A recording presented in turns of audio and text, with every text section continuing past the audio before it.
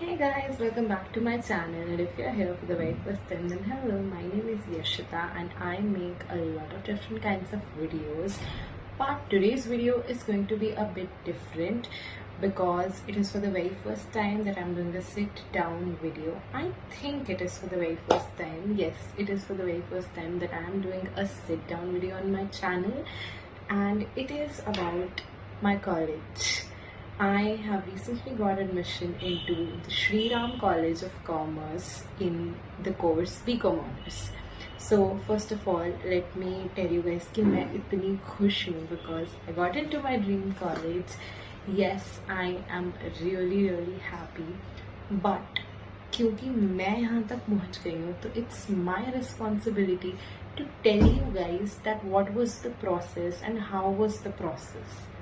So this video is going to be about that. So let me start with my journey, that how I got into SRCCDU.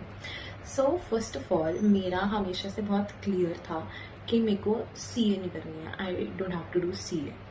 तो जब मेरे को ये clear था मेरे mind में कि मेरे को CA नहीं करनी है, जो कि काफ़ी अनरिलेटेबल सा भी लगेगा बिकॉज कॉमर्स स्टूडेंट्स का हमेशा एक पार्ट ऑफ माइंड ऐसे होता है कि क्या CA कर लें, बट मेरा ऐसा कभी भी नहीं था. I was always very clear that I don't have to do CA, I don't want to do CA. So because CA नहीं करनी है, तो जो बहुत अच्छी चीज़ बचती है वो ये है कि मैं इंडिया के या एशिया के टॉप नॉच कॉलेज में एडमिशन लूँ और वहाँ पढ़ूँ. तो मेरे को 12th में आई थिंक ये क्लियर था कि मेरे को कॉलेज लाइफ ही जीनी है, मेरे को CA नहीं करना है. बट कॉलेज अच्छा होना चाहिए, क्योंकि कॉलेज अच्छा नहीं हुआ तो क्या करूँगी. जब आप बिल्कुल इतने क्लियर होते हो ना कि आपको CA नहीं करनी है, बिकॉज काफ़ी मतलब मेरे पास और कोई प्लान नहीं है. मेरे को उधर जाना है, अच्छे जो दिल्ली यूनिवर्सिटी के टॉप 5 कॉलेजेस हैं उनमें से किसी एक में जाना है. अदरवाइज मैं क्या करूँगी, मेरे पास इवन कोई बैकअप भी नहीं था, because this is what I want to do. तो लेट मी स्टार्ट कि मैंने कैसे प्रिपरेशन की. फर्स्ट ऑफ ऑल 12th में 11th में मैंने कोई CUET से रिलेटेड प्रिपरेशन नहीं की. इवन 12th में भी मैंने कोई CUET से रिलेटेड प्रिपरेशन नहीं की. But I would suggest you guys कि अगर आप ये वीडियो इसलिए देख रहे हो कि आप कैसे CUET की प्रिपरेशन करो, तो मैं ये बोलूँगी कि आप 12th से स्टार्ट कर दो. 11th में इतना लोड लेने की ज़रूरत नहीं है, because CUET exams are not that difficult to be honest. वो मॉडरेट लेवल के ही होते हैं. तो वुड सजेस्ट यू गाइस कि आप लोग 12th से CUET की प्रिपरेशन कर देना शुरू, बट इतना लोड लेने की ज़रूरत नहीं है. लिव योर लाइफ, इतना बिल्कुल प्रेशर डालने की ज़रूरत नहीं है. इट्स जस्ट दैट 12th अच्छे से करो और साथ साथ MCQ पार्ट भी करते रहो, because only difference between 12th and CUET is the format of questions. 12th में सब्जेक्टिव क्वेश्चंस ज़्यादा होते हैं and CUET is objective only. तो 12th में ही आप ऑब्जेक्टिव क्वेश्चंस पे भी ध्यान देने लग जाओगे तो आपको CUET के टाइम पे, CUET की प्रिपरेशन के टाइम पे 12th के बाद प्रॉब्लम नहीं आएगी.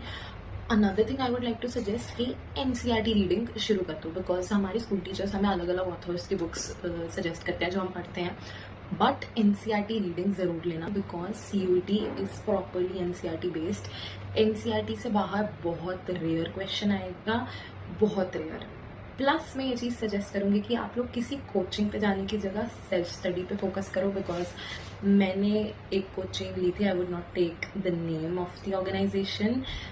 मैंने वहाँ से कोचिंग ली थी एंड मैंने इंग्लिश की ही ली थी सिर्फ, बिकॉज बाकी सारे सब्जेक्ट्स हम 11th-12th में पढ़ चुके होते हैं तो उनकी लेने की कोई ज़रूरत ही नहीं होती. बट इंग्लिश की ली थी. इंग्लिश में भी मेरे को कोई इतनी हेल्प नहीं हो पाई कोचिंग से. मैंने ऑनलाइन कोचिंग ली थी, मेरी काफ़ी फ्रेंड्स ने ऑफलाइन भी ली थी, उन्हें भी इतना बहुत ज़्यादा वो नहीं लगा फ़र्क कि कोचिंग लेके कुछ बहुत ज़्यादा वो हो गया. तो पैसा बर्बाद करने वाली बात है कोचिंग लेके. आई वुड सजेस्ट कि सेल्फ स्टडी करो और मॉक्स पे पैसे खर्च करना if you want to. Mocks करने is very important I think, because मेरी इंग्लिश की भी जितनी प्रिपरेशन हुई है वो आई थिंक मॉक्स से ही हुई है. इतना मतलब जिस ऑर्गेनाइजेशन से मैंने मॉक्स लिए थे उनके मॉक्स बहुत ज़्यादा हाई लेवल के थे, तो मैंने और मॉक्स भी किए थे, उनके भी मॉक्स किए थे. तो मॉक्स ने मेरे को बहुत हेल्प किया है to prepare, because English is a subject where you need to practise. तो इंग्लिश में तो आई वुड सजेस्ट कि अब कुछ बुक्स होती हैं, for example word power made easy. तो ये book is very good to prepare for CUET exam या फिर कोई भी exam of English. It's a very good book, तो यू कैन टेक दैट. अगर आप 12th से उसे पढ़ने लग जाओगे तो it would be the best. बाकी बुक इतनी बड़ी नहीं है कि आपको पूरी 12th लग जाएगी पढ़ने में, बट इट्स जस्ट दैट कि आप 2 से 3 बार रीडिंग ले लोगे तो भी it is a very good thing. बाकी I would not suggest you to go for any coaching in 12th, और क्या आई वुड से कि 12th में पढ़ो बहुत अच्छे से जी लगाकर, बिकॉज अगर आपने 12th की प्रिपरेशन अच्छे से कर ली और साथ साथ में MCQ पार्ट कर लिया और फिर 12th खत्म होने के बाद आपने मॉक्स की प्रैक्टिस कर ली for every subject, then it is very easy for you. CUET के एग्ज़ाम्स का लेवल बहुत हाई नहीं होता है। द ओनली थिंग जो डिफ़िकल्ट होती है वो ये कि आपके काफ़ी एग्ज़ाम्स में, मतलब मैं नहीं कहूँगी कि आपके किसी भी एग्ज़ाम में मिसमैनेजमेंट हो, बट हमारे बैच के साथ ये बहुत ज़्यादा हुआ। CUET के एग्ज़ाम्स में बहुत मिसमैनेजमेंट थी, सेंटर्स को पता ही नहीं था कि किस टाइम पेपर देना है, किस टाइम लेना है, साइन कब कराने हैं, पिक्चर कब पेस्ट करनी है, तो मिसमैनेजमेंट वाला सीन हो जाता है। इसीलिए आई वुड सजेस्ट कि मॉक्स की प्रैक्टिस करो तो ताकि आप टाइम के बहुत पहले ही अपना जो पेपर है वो कंप्लीट कर सको। और thing I would like to add कि please try to be calm and patient उस टाइम पे। आई नो अभी मैं बहुत दूर की बात कर रही हूँ, बट मैं अभी से आप लोगों को कहना चाहती हूँ because it has happened with me in my economic exam.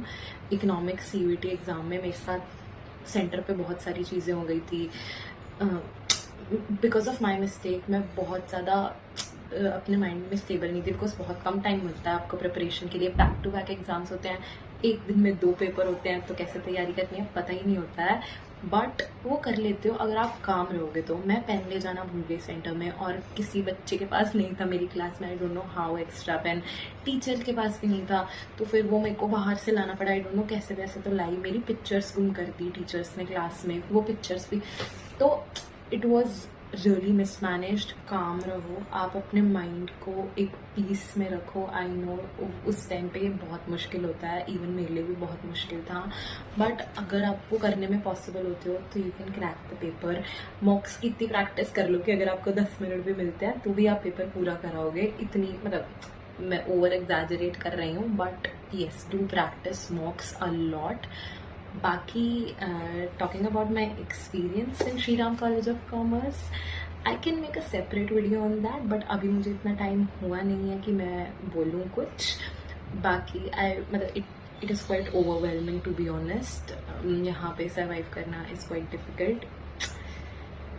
I would make a separate video, अभी मेरे को थोड़ा टाइम हो जाए, अभी तो थोड़ा 1 हफ्ते से थोड़ा ज़्यादा टाइम हुआ है बस, तो पहले वो टाइम हो जाए, then I will surely make video on this also.